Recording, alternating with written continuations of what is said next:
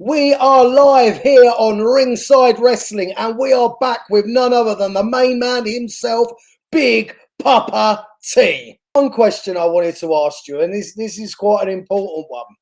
Now, I cast my mind back to the 90s when we first started going to the Broadwalter Farm to do wrestling events for you. I didn't come down to wrestle for you until about a year and a half into you running those events. Now, when you first started running those events, you had the Manellis come down and do a lot of the shows for you. And I remember sometimes they used to say that it was that rough that they couldn't even get into the Broadwalter Farm. And sometimes they got mugged and had to go home before so they couldn't even set the ring up and do the show. Now, the Broadwalter Farm at that time was one of the roughest parts of London. When you moved in there had just been riots and people were too scared to actually go to the Broadwalter Farm. I remember being a courier, and if anyone got the postcode for the Broadwalter Farm, they'd throw the parcels back and they would run away. Yeah, you know, by that time, you remember that was in the 90s, they just cut off a police head.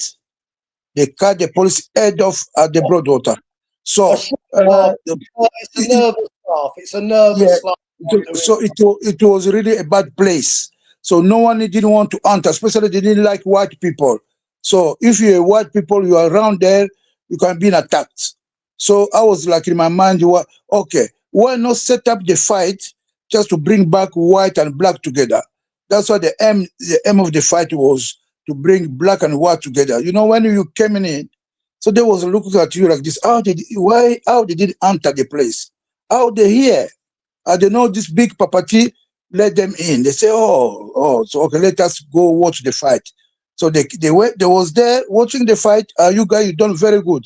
They was like, so the first time to see live wrestling, to see black and white fighting.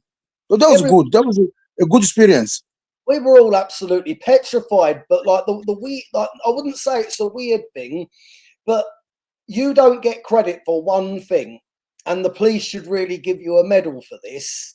And when the wrestling first started down there and everyone was too scared to go near the place, it wasn't governed by the police. You was almost like a master on the estate. You was almost like the police on the estate. No one would mess with you. No one could mess. They knew me. They know these my guys. I invite them here to do the sport. So this is a sport event. You guys can cross the line, coming, touch them, or be bad against them. So leave everything. The only credit I could give you, come watch the fight. No trouble the fight. So they knew. You know, remember, by the time I was like doing how many 1,000 sit-ups in one go, I was a monster. 1,000 sit-ups in one go. 1, 2, 3, 300, 300, 900, and 1,000 in one go for 35 minutes. When you first moved to the Broadwalter Farm, did you have to do anything to get that reputation, or was there a lot of Congolese people that knew of your military reputation before you was about to move in, or did you have to earn that? Did you have to have a fight and show them, like, look, you don't mess with me? How did you get the reputation? The reputation came.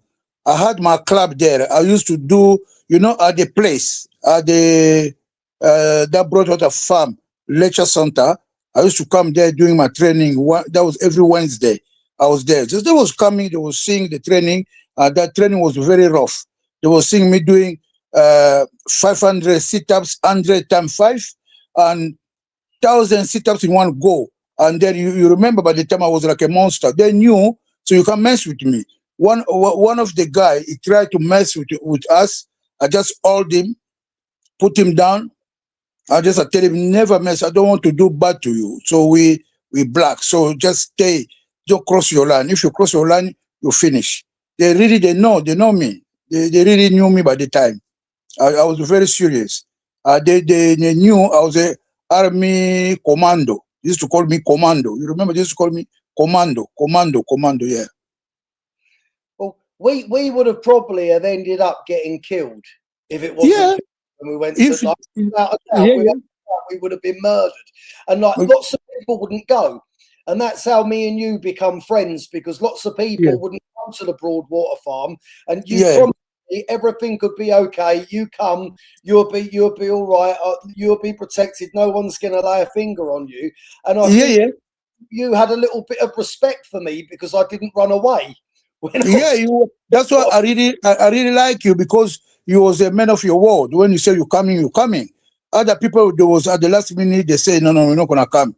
So they was scared because you can't stay their place for long. So remember when you used to come, if I was not there, you was driving away. So if I'm there, you secure, you come, you put the ring down. The first time when they came in, I was not there for just late for 5 minutes, just left. They went back. So I missed the money. But they was expecting us to come. They were expecting us to do the show, so there will come numbers. But next time I was there, I was making sure I have to be there. So the time you come, you meet me there, so we can bring the ring down. We could set up the ring. But it was a very good experience.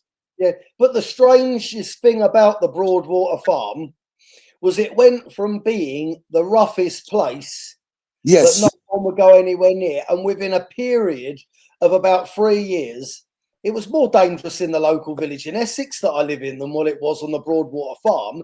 Just overnight, become the safest place you could be. There was it was safe. Yeah, it really, if you're inside the Broadwater, if they know you, you're safe.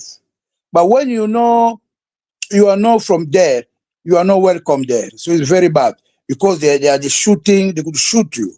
They could stab you. So it was a very bad place. The police was not, even you call the police to come rescue you, the police was not coming. Well, the police was having the trouble in the beginning, but as I just said then, 3-4 years on, going down there, it was like you had cleaned the area up. There wasn't much trouble beyond that. You had the trouble in the beginning times when, like, you would be walking in and you literally had to beg people not to do anything. Yes. So I was like people who used to respect me, and my student was beating everyone. All of my students, them young one, there was under 20, the 18, 19 was like running the show over there. There was strong boys. They was beating everyone over there. There was my students.